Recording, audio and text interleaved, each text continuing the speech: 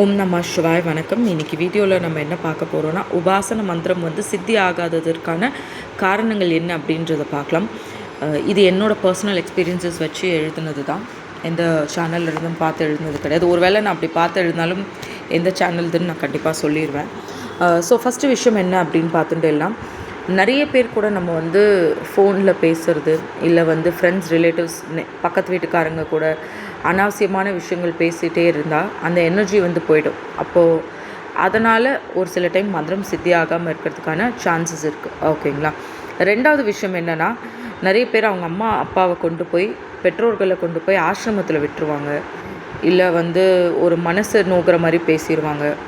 அவங்க இறந்தவங்களுக்கு தர்ப்பணம், அதாவது அவங்களுக்கு வந்து ஒரு திவசம் கரெக்டாக பண்ண மாட்டாங்க. அவங்களுக்கு இந்த மந்திரம் சித்தி ஆகாது, அவங்க சொல்கிற உபாசன மந்திரம். மூணாவது வந்து என்னென்னு பார்த்துட்டேலாம், இது வந்து கொஞ்சம் சில்லியானது தான், ஆனால் உண்மையானதும் கூட. நிறைய எண்ணெயில் பொரிச்ச பலகாரங்கள் சாப்பிட்டுட்டே இருப்பாங்க நிறைய பேர். அதே மாதிரி ஹோட்டலில் வாங்கி சாப்பிடுவாங்க. அப்போ அவங்களுக்கு மந்திரம் சித்தி ஆகாததற்கான சான்சஸ் இருக்குது. ஏன்னா நம்ம சாப்பிட்ற சாப்பாடை பொறுத்து தான் மந்திரம் சித்தி ஆகாததுன்றது இருக்குது.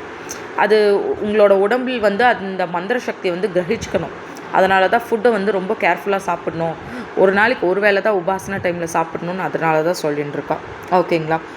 அதே மாதிரி நாலாவது விஷயம் பார்த்துட்டேன்னா, இப்போ உடல் சுத்தி அப்படின்றது ரொம்ப ரொம்ப முக்கியமான விஷயம்.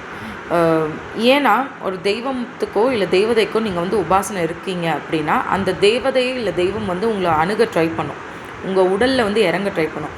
அப்போ அந்த உடலில் நீங்கள் சாப்பிட்ற சாப்பாடும் முக்கியம். வெளி தோற்றத்தையே நீங்கள் வச்சுருக்கிறது சுத்தமாக வச்சுக்க வேண்டியது ரொம்ப ரொம்ப அவசியமானது. ஏன்னா நீங்கள் அதனால தான் வந்து உபாசன டைம் அப்போது 2 வாட்டி குளிக்கணும், ஒரு நாளைக்கு ஒரு வேளை மட்டும் சாப்பிடணும், உடலில் வந்து ஜவ்வாதத்தெலாம் தடவி நல்ல பர்ஃப்யூம்லாம் போட்டு வாசனையாக இருக்கணும் அப்படின்னு சொல்கிறதுக்கான ரீசன் என்னென்னா அதுதான். ஓகேங்களா. இந்த ஒரு விஷயம் இருக்குது. ஏன்னா நிறைய பேர் வந்து ஸ்வெட் ஆகி போய் உட்காந்து சாமி கும்பிடுவாங்க. அப்படி கும்பிடக்கூடாது. எந்த தெய்வத்தையுமே அப்படி வணங்கக்கூடாது. ஏன்னா அந்த தெய்வம் வந்து நம்ம பக்கத்தில் வரணும். தெய்வம் பக்கத்தில் வந்தால் தான் அந்த தெய்வத்தோட அனுகிரகம் கிடைக்கும். அனுகிரகம் கிடைச்சா தான் அந்த மந்திரம் சித்தியாகும். ஸோ அதனால தான் அந்த பாயிண்ட் வந்து ரொம்ப முக்கியமானது. இது வந்து ரொம்ப ரொம்ப இம்பார்ட்டண்ட்டான ஒரு பாயிண்ட். 5வது பாயிண்ட் என்னென்னா, நீங்கள் இப்போ ஒரு மந்திரம் யூடியூப் பார்க்குறீங்க, ஒரு சேனலோட மந்திரம் நீங்கள் வந்து சொல்கிறீங்கன்னு வச்சுக்கோங்களேன். எக்ஸாம்பிளுக்கு ஐயம் கிளியம் சவ்வும் அப்படின்றது ஒரு தெய்வத்தை வந்து வசியம் பண்ணக்கூடிய ஒரு சொல்.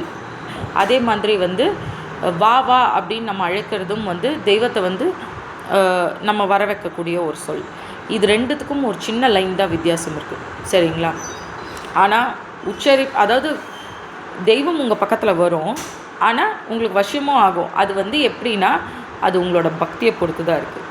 இது வந்து அதை தான் நான் அந்த பாயிண்டில் சொல்ல வந்தேன். என்னென்னா, இப்போ நீங்கள் ஒரு மந்திரம் சொல்கிறீங்கன்னு வச்சுக்கோங்களேன். ஐயோ என்னடா இது, ஒருத்தவங்க வந்து வேறு ஒரு உபாசன மந்திரம் சொல்கிறாங்களே, இன்னொருத்தவங்க இதுதான் உபாசன மந்திரம்னு சொல்கிறாங்களே, நம்ம சொல்கிற மந்திரம் உண்மையாக பொய்யா, இந்த மாதிரியெல்லாம் நீங்கள் யோசிச்சிங்கன்னு வச்சுக்கோங்களேன், அந்த மந்திரம் சித்தி ஆகாது. அதுக்காக தான் நான் அந்த 2 டிஃப்ரென்சஸையும் சொன்னேன். ஸோ என்ன மந்திரம் நீங்கள் பார்த்து சொன்னாலும் நீங்கள் பக்தியோடு சொல்லும் பொழுது அது கண்டிப்பாக சித்தி ஆகும். நீங்கள் சந்தேகத்தோடு சொன்னீங்கன்னா அது சித்தி ஆகாது. அந்த ஒரு விஷயம் இருக்குது. ஏன்னா நம்ம நினச்சிப்போம் யூடியூப் தானே, முகம் தெரியாத ஆள் தானே, யார் சேனலை பற்றி நீங்கள் பேசுகிறீங்க, யாரை பற்றி பேசுகிறீங்கன்றது அந்த தெய்வம் வந்து உணரும். அப்போ அந்த தெய்வத்தோட சாபனைக்கு நம்ம ஆளாயிடக்கூடாது. அந்த ஒரு விஷயம் இருக்குது. அதே மாதிரி இது வந்து ரொம்ப ரொம்ப இம்பார்ட்டண்ட்டானது. நிறைய பேர் ஒரு குரு கிட்ட வந்து மந்திரம் வாங்குவாங்க, இல்லை ஒரு சேனல் வச்சுருக்காங்கன்னா அவங்களே குருவாக ஏற்றுப்பாங்க நிறைய பேர். ஆனால் குருவை நீங்கள் சந்தேகப்பட்டு, இல்லை குருவை பற்றி ஒரு இடத்துல நீங்கள் எங்கேயாவது இழிவாக பேசிட்டீங்கன்னு வச்சுக்கோங்களேன், அந்த மந்திரம் சித்தி ஆகாது. நீங்கள் அந்த குருவை பார்க்காமையே இருந்தாலும் சரி, என்ன அவர் வந்து இந்த மாதிரி பண்ணிட்டாரு, என்ன அவர் மந்திரம் கொடுத்துருக்காரு, இந்த மாதிரியெல்லாம் யாராவது பேசிட்டாங்கன்னு வச்சுக்கோங்க, அந்த மந்திரம் சித்தி ஆகாது. 101% ஆகாது. அந்த தெய்வம் அதை நடக்க விடாது. இந்த ஒரு விஷயம் இருக்குது. இது வந்து ரொம்ப ரொம்ப முக்கியமான விஷயம். 7வது பாயிண்ட் என்னென்னா, இப்போ நீங்கள் ஒரு உபாசனையில் இருக்கீங்க, 48 நாள் 108 நாள்லாம் உபாசனையில் இருக்கீங்கன்னு வச்சுக்கோங்க. அந்த டைமில் வந்து நீங்கள் ட்ராவல் பண்ணக்கூடாது. ஏன்னா ட்ராவல் பண்ணுறச்சே உடம்புல இருக்க சக்தி எல்லாமே போயிடும்.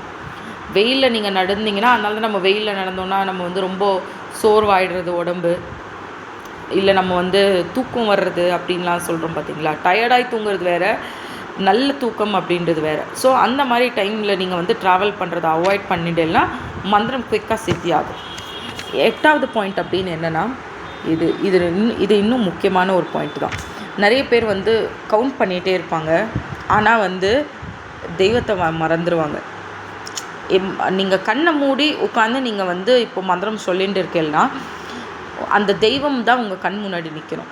நீங்கள் வந்து ருத்ராட்சத்தை நீங்கள் கவுண்ட் பண்ணிட்டோ இல்லை ஏதாவது மண்டோடு மாலை நீங்கள் கவுண்ட் பண்ணிகிட்டே இருந்தீங்கன்னா அந்த தெய்வத்தோட ஃபோக்கஸ் வந்து உங்களுக்கு மிஸ் ஆகிடும். அப்போ அது மிஸ் ஆகும்போது அந்த மந்திர சித்தி ஆகிறது வந்து டவுட்டான விஷயம்தான்.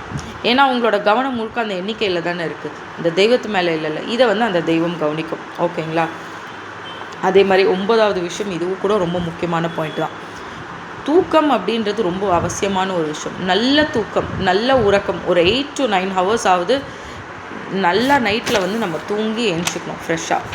உங்களுக்கு எப்போ டைம் கிடைச்சாலும் உபாசனை டைம் அப்போது நீங்கள் தூங்கிடுங்க. எவ்வளோக்குள்ளே நீங்கள் தூங்கி எழுந்திரிக்கிறீங்களோ உங்களோட மைண்ட் வந்து ஃப்ரெஷ்ஷாக இருக்கும்.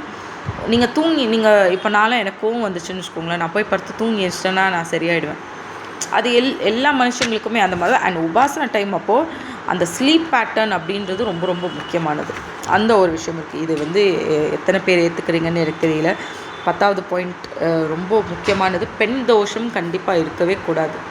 அவங்களுக்கு மந்திரம் சித்தியே ஆகாது. இப்போ லவ் பண்ணிவிட்டு ஒரு பொண்ணை விட்டுடுறாங்க, அதே மாதிரி அஃபேரில் இருக்காங்க. அஃபேரில் இருக்கவங்கள வந்து ஆரம்பத்தில் ஒரு விஷயத்த சொல்லிட்டு அதுக்கப்புறம் ஒரு விஷயத்த சொல்கிறது, எனக்கு என் பொண்டாட்டி தான் முக்கியம், என் குழந்தை முக்கியம், நீ போயிடுன்றது. ஏன்னா பெண்ணுடைய தோஷம், பெண்ணுடைய கண்ணீர் அப்படின்றது அதுக்கு சக்தி வந்து பயங்கர ஜாஸ்தி.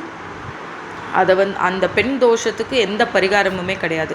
அதே மாதிரி ஒரு பொண்ணோட உடல் உறவில் இருந்துட்டு அந்த பொண்ணை கல்யாணம் பண்ணிக்கிறேன்னு சொல்லிட்டு வேணான்னு சொல்லி இன்னொரு திருமணம் பண்ணிக்கிறது, அதே மாதிரி கர்ப்பம் கலைக்கிறது, இது வந்து ரொம்ப கண்டிப்பாக சொல்லி ஆக வேண்டிய ஒரு விஷயம். அதை மறைக்கக்கூடிய விஷயம் இல்லை.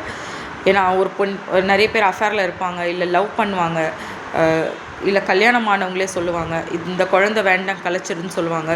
ஸோ அந்த மாதிரி அந்த ஒரு ஆணுக்கு சொல்கிறேன், ஓகேங்களா? நீங்கள் இந்த மாதிரி ஏதாவது ஒரு பெண்கிட்ட சொல்லிட்டீங்கன்னா அதுவே உங்களுக்கு ஒரு பெண் தோஷம் ஆகிட்டு யக்ஷினி மோகினியோட உபாசனையில் இருக்கீங்க, காளி உபாசனையிலாம் இருக்கீங்கன்னா அது வந்து ஒரு பெரிய தோஷமாக தங்கிடும் உங்களுக்கு.